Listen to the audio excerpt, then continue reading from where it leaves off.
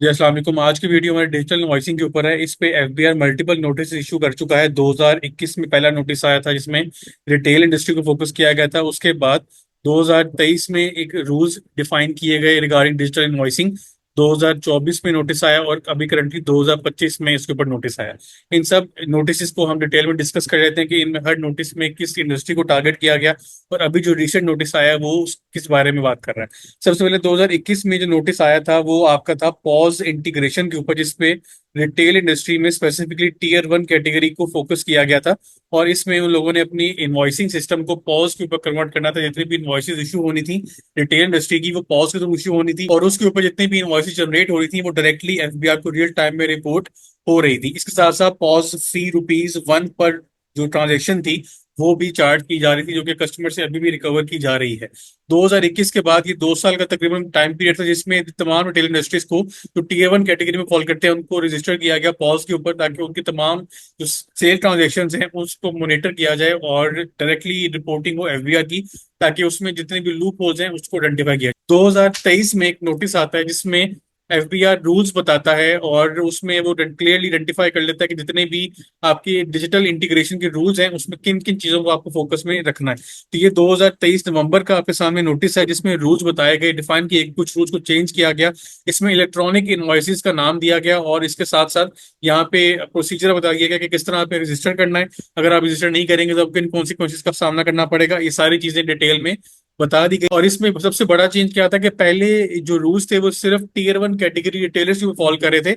उसके बाद उस टर्म को चेंज कर दिया गया रजिस्टर्ड पर्सन। इसका मतलब है कि इसमें अब टीयर वन कैटेगरी रिटेलर के अलावा होलसेलर, ट्रेडर, डिस्ट्रीब्यूटर और इंपोर्टर, मैन्युफैक्चरर भी शामिल थे जिन्होंने पॉज के ऊपर अपने आप को रजिस्टर करवाना था। इसके बाद एफबीआर ने 2023 दिसंबर में अगले ही महीने एक और नोटिस इशू किया, एक और सर्कुलर इशू किया, जिसके अंदर इसके integration of tier one category retailers को रिप्लेस कर दिया गया integration for electronic invoicing and licensing thereof. इसमें रूल्स बताए गए कि अब आपने टीयर वन कैटेगरी को सिर्फ फोकस नहीं करना, तमाम रजिस्टर्ड पर्सन इस कैटेगरी में शामिल हैं जिन्होंने अपने आप को रजिस्टर करना है। इसके अलावा जो लाइसेंस इंटीग्रेटर्स हैं उनके लिए भी क्राइटेरिया डिफाइन किया गया कि वो किस क्राइटेरिया को मीट करते हुए एफबीआर के पास रजिस्टर हो सकते हैं एज अ लाइसेंस इंटीग्रेटर, जो बाकी कंपनीज को हेल्प आउट करेंगे अपने सॉफ्टवेयर को रजिस्टर करने में।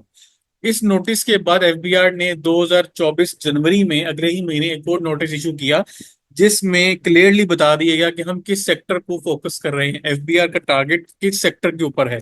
टीयर वन कैटेगरी रिटेलर तो ऑलरेडी कवर हो गई थी, लेकिन उसके बाद बाकी जो कैटेगरी है इसमें इंपोर्टर है, manufacturer FMCG, wholesaler, distributor of FMCG, उसके बाद wholesaler come retailer and bulk import supply FMCG. इसका मतलब क्या हुआ कि अब जो टीयर वन कैटेगरी थी 2023, 24 और 25, अब 25 की हम बात करते हैं। 23 और 24 में जो नोटिस आए वो एफएमसीजी सेक्टर को फोकस कर रहे थे, क्योंकि अगर आप एक सप्लाई चेन को कंसिडर करें तो उसमें सबसे पहले आपका मैन्युफैक्चरर आता है, फिर उसके बाद डिस्ट्रीब्यूटर आ जाता है, होलसेलर आता है, उसके बाद आगे आपका आता है रिटेलर और फिर एंड कंज्यूमर। यहाँ पे सप्लाई चेन एंड हो रही होती है। इस कैटेगरी को ऑलरेडी 2021 में रजिस्टर कर चुका था एफबीआर। अब बारी थी इन तीन इंडस्ट्रीज को फोकस करने की। तो 2023-24 में फोकस किया गया कि एफएमसीजी गुड जो सप्लाई कर रहे हैं मैन्युफैक्चरर से लेके होलसेलर तक तमाम लोग एफबीआर के साथ रजिस्टर होंगे और वो डिजिटल इनवॉइसिंग के लिए अपने सिस्टम को रजिस्टर करेंगे।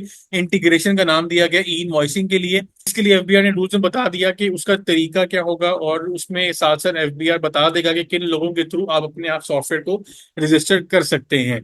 यहाँ तक ये 2024 तक जनरल गाइडलाइंस थी। अब ये क्लियर नहीं था कि किन लोगों के थ्रू एफबीआर आपको अलाउ कर रहा है कि आप अपने सिस्टम को रजिस्टर कर सकते हैं, क्योंकि जो 2023 और 2024 का जो नोटिस था उसमें सिर्फ एक पार्टी को अलाउ किया गया था, एक कंपनी को अलाउ किया गया था कि वो आपके सिस्टम को रजिस्टर करे विद एफबीआर, और वो थी सेकंड नंबर पे इस नोटिस में लिखी हुई है एमएस हबल प्राइवेट लिमिटेड। इसके ऊपर आज हम डिस्कशन कर रहे हैं। 10 अप्रैल 2025 को सर्कुलर इशू किया गया। इसमें चार कंपनीज को लाइसेंस इशू कर दिया गया है कि वो इंटीग्रेटर के तौर पे काम कर सकते हैं। इसमें सिर्फ हबल को पहले लाइसेंस था कि वो इंटीग्रेशन कर सकता है। अब यहाँ पे मजीद तीन कैटेगरीज ऐड कर दी गई कंपनीज की। एक ईवाई प्राइवेट लिमिटेड है, web DNA works private limited है और एक एफबीआर की अपनी आईटी विंग है प्राल, वो भी इसमें सर्विसेज दे रही है। ट्रायल की सर्विसेज आपकी फ्री ऑफ कॉस्ट है, वो गवर्नमेंट लेवल के ऊपर है, लेकिन बाकी जो 3 कंपनीज हैं वो आप एक कंपटीशन मार्केट में क्रिएट हो गया कि आप किसी से भी कोट लेके जिसके आपको बेहतर सर्विस या बेहतर आपको कोटेशन मिले, आप उससे सर्विस ले सकते हैं।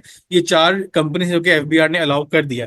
अब इन कंपनीज को एफबीआर जब अलाउ कर रहा है तो उसमें कुछ चीजें हैं, अब आप देख सकते हैं। जैसे अब आप कोई भी अपना सिस्टम अगर इंटीग्रेट करना चाहते हैं, सबसे पहले आपके पास जो बड़ी कंपनी है उसमें एसएपी लगा होता है, ओरेकल लगा होता है, या आपके पास माइक्रोसॉफ्ट डायनामिक्स होता है जिसके ऊपर आपके सारे फाइनेंशियल्स और ट्रांजेक्शन वगैरह रिकॉर्ड हो रही होती हैं। तो अब आपको किसी भी कंपनी को चूज करना है, उससे आपने कोटेशन लेनी है, अपना सर्वे करवाना है सिस्टम का, वो आपका इंटीग्रेशन का काम स्टार्ट कर देगा। क्योंकि अब डिजिटल इनवॉइसिंग के ऊपर एफबीआर ज्यादा फोकस कर रहा है। उसकी वजह क्या है कि जो फेक इनवॉइसेज हैं और इसके अलावा जो आउटपुट टैक्स के लॉसेज हैं, एफबीआर उसको कवर करना चाह रहा है। तो ये अब एक डिटेल में एफबीआर इसके ऊपर एक प्रैक्टिस स्टार्ट करने लगा, जिसमें फोकस कर रहा है तमाम रजिस्टर्ड पर्संस को, जिसमें एफएमसीजी सेक्टर है उसको सबसे पहले टारगेट किया जाएगा, और इसमें मैन्युफैक्चरर से लेके होलसेलर ट्रेडर तक सारी कैटेगरी शामिल होंगी, क्योंकि रिटेलर तो ऑलरेडी रजिस्टर्ड हो चुका है। एक रिसेंट अपडेट थी रिगार्डिंग डिजिटल इनवॉइसिंग। इसके बाद अब आपका जो सिस्टम है उसमें डिजिटल इनवॉइसिंग के बगैर आपको एफबीआर अलाउ नहीं करेगा कि आप अपना बिजनेस कंटिन्यू करें। उसमें आपको पेनल्टी भी फेस करने को मिल सकती है, और इसके अलावा आपका बिजनेस भी सील किया जा सकता है। इंशाल्लाह नेक्स्ट वीडियो में टॉपिक के ऊपर डिस्कशन होगी। अपनी ख्याल रखिएगा। अल्लाह हाफिज़। सर, मैंने अपने व्हाट्सएप पे चैनल बनाया है सीए पैकेज शेख के नाम से। इसमें जितनी भी रीसेंट अपडेट्स हैं वो आपको एक्सक्लूसिवली यहाँ पे अवेलेबल होंगी, रियल टाइम पे आपसे शेयर की जाएंगी। उसके बाद वीडियो में जो भी मैं डिस्कशन करता हूँ उसको मैं पहले ही ग्रुप में बता दूंगा इंशाल्लाह कि जो आज हम डिस्कशन करेंगे वो किस टॉपिक के ऊपर होगी। उसके अलावा जो भी नई अपडेट्स आएंगी वो इस चैनल के ऊपर आपको उसके लिंक्स या डॉक्यूमेंट्स आपको अवेलेबल होंगे। तो आपसे रिक्वेस्ट है, मैंने लिंक इस चैनल का डिस्क्रिप्शन में ऐड कर दिया, आप उसको जाकर फॉलो करें ताकि आप रीसेंट अपडेट्स के साथ इन टाइम अपडेटेड रहें।